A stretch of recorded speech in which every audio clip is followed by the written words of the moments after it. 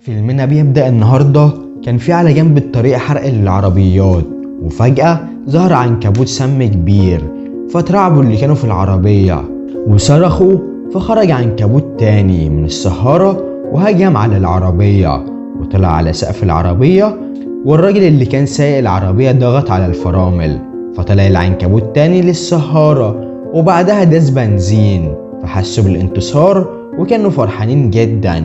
وفي نفس الوقت بدأت تطلع العناكب السامة من الحمم البركانية وتنتشر في المدينة، وبدأ الراجل يمسك العلبة ويرشه فطلع العنكبوت على الراجل وبدأ يضرب نار عليه، بس راس البندقية دابت.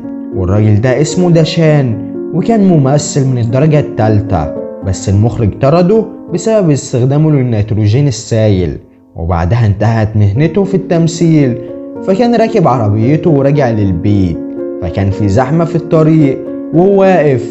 وفي الوقت ده بدأت الأرض تتهز وظهر فيها شقوق، وفجأة حصل بركان وبدأ دشان يجري، والحمم البركانية بدأ يخرج منها العناكب السامة وهرب منهم وراح البيت وحكى ليزا مراته انه شاف عنكبوت سام ضخم، فهزت راسها وفكرت انه اتجنن، فقال لها انه مفيش وقت وانه لازم ينقذ ابنه، وجاب البندقية ورجع تاني. لكن من حرارة الارض وهو في نص الطريق داب الكوتشي وكاوتشات العربية فرقعت، فخد البندقية وركب اتوبيس على الطريق، فلقوا عنكبوت سم في الطريق وهجم عليهم وضربوا. لكن دم العنكبوت فجر خزان البنزين وجريوا الناس وانفجر الاتوبيس.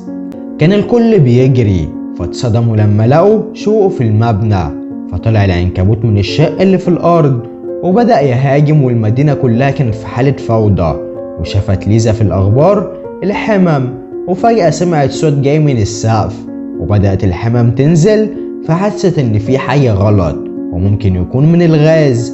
فنزل العنكبوت وعرفت انها تبعد عن النار، وقلعت الجاكيت وكسرت الازاز وجابت السيف وخبطت العنكبوت بيه، بس داب. وبدأت تهاجمه بكل الطرق ونجحت في انها تقضي عليه، وبدأت العمليات الخاصة في تنظيم عملية الانقاذ، وقاومت ليزا لحد ما انقذوها، بس قبلوا عنكبوت في الطريق وقضى على القوات الخاصة.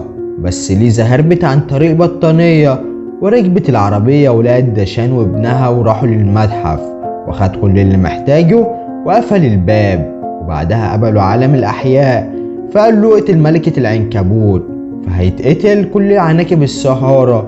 ولما العناكب غزت المتحف كله مسك السلاح وبقى يقتلوا فيهم، فحصرت العناكب تشنغفة وتحول لرماد، وخلص الرصاص مرتين من داشينكو وخد الهيكل العظمي وكسره، وهرب بعض الناس من المتحف وانفجرت العناكب السامة جوه. وفي الوقت ده وصل الانقاذ ودشان فضل يدور على ابنه.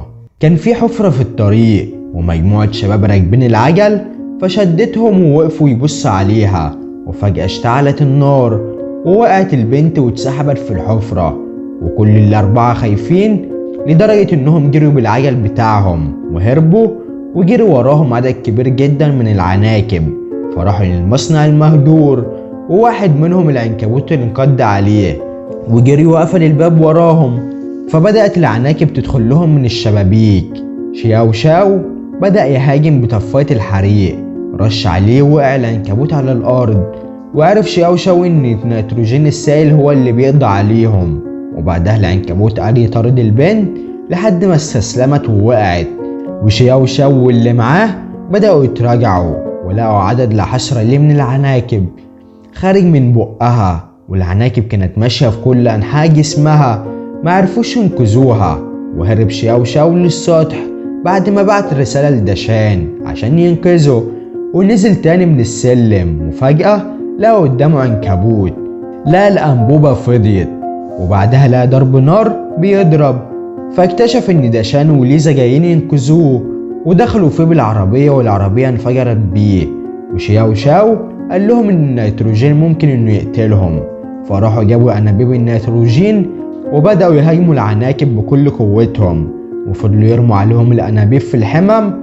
وبعدها بدأ تشغيل مكبرات الصوت علشان يسحبوا ملكة العنكبوت، وده عشان كان لابس واقع حديدي بتاع التصوير، وفضل يطير حوالين ملكة العنكبوت لحد ما فجرها.